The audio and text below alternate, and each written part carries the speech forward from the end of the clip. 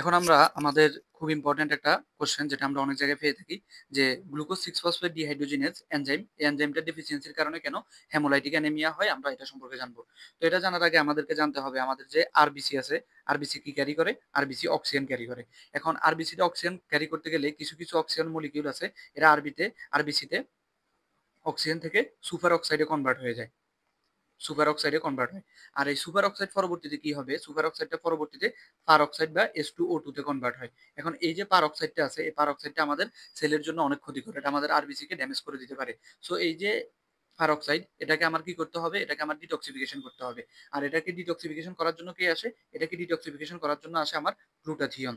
Glutathione. So এখানে আমার গ্লুটাথিয়নটা লাগে। এখন আমার এই যে গ্লুটাথিয়নটা আছে, গ্লুটাথিয়নটা আমার H2O2 বা পারঅক্সাইডটাকে ডিটক্সিফিকেশন করবে, করার মাধ্যমে সেটাকে কিসে কনভার্ট করে?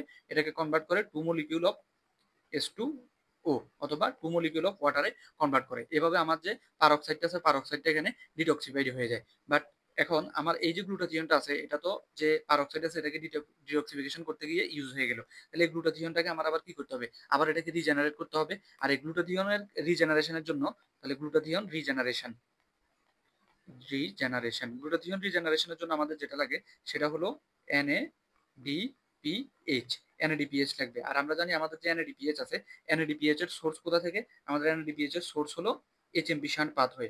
HMP shunt pathway.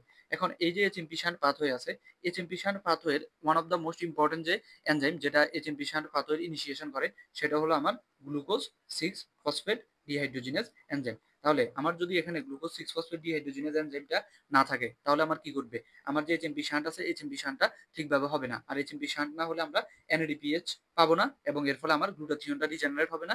As a result পরবর্তীতে নেক্সট যে H2O2 টা আসবে, সেটাকে ভাঙার জন্য আর কোনো এনজাইম থাকবে না। ফলে আমাদের যে আরবিসি আছে, আরবিসিটা ড্যামেজ হয়ে যাবে। সো এই জিনিসটা যদি আমি এখানে লিখে দেখাই, তাহলে এটা যেমন হবে যে when there is defect of HMP shunt, HMP শান্টে কি হলো? ডিফেক্ট হলো। ডিফেক্টটা কেন হলো? কারণ এখানে গ্লুকোজ সিক্স ফসফেট ডিহাইড্রোজিনেজ এনজাইমের ডেফিসিয়েন্সি আছে অথবা ডিফেক্ট আছে। সো এর ফলে আমাদের কি হবে? এর ফলে আমাদের যেহেতু এইচএমপি শান্টটা ডিফেক্ট হয়ে গেছে, এখন আমাদের NADPH তৈরি হবে না। NADPH not generated. NADPH যখন জেনারেটেড হলো না, তখন আমার কি হলো? আমার গ্লুটাথিয়ন নট গ্লুটাথিয়নটা আমার রিজেনারেটেড হলো না। আর গ্লুটাথিয়ন যদি রিজেনারেট না হয়, তাহলে আমার যে এখানে H2O2 অথবা পারঅক্সাইডকে যেটা ডিটক্সিফাই করছিল, তাহলে সেটা হবে না। H2O2 not detoxified. এটার ফলে কি হবে? আমার আরবিসি আছে, আরবিসি ড্যামেজ করবে, এবং আরবিসি ড্যামেজের মাধ্যমে আলটিমেটলি আমার কি হবে? আমার এখানে হেমোলাইটিক অ্যানিমিয়া আমি দেখতে পাবো। Haemolytic anaemia. তাহলে কিভাবে আমার গ্লুকোজ সিক্স ফসফেট ডিহাইড্রোজেনেজ ডেফিসিয়েন্সির মাধ্যমে হেমোলাইটিক অ্যানিমিয়া হয়, সেটা আমরা জানলাম। তো আমি যদি একটু সামারি করার চেষ্টা করি, তাহলে বিষয়টা হলো আমার এখানে গ্লুকোজ সিক্স ফসফেট ডিহাইড্রোজেনেজটা হলো আমার যে এইচএমপি শান্ট পাথওয়ে আছে, সেটার জন্য one of the most important enzyme. এখন এইচএমপি শান্ট পাথওয়ে থেকে আমরা কি পাই? আমরা NADPH পাই, এবং এই NADPHটা পরবর্তীতে আমার কি করবে? এটা আমার যে গ্লুটাথিয়ন আছে, গ্লুটাথিয়নকে রিজেনারেট করতে সাহায্য করে।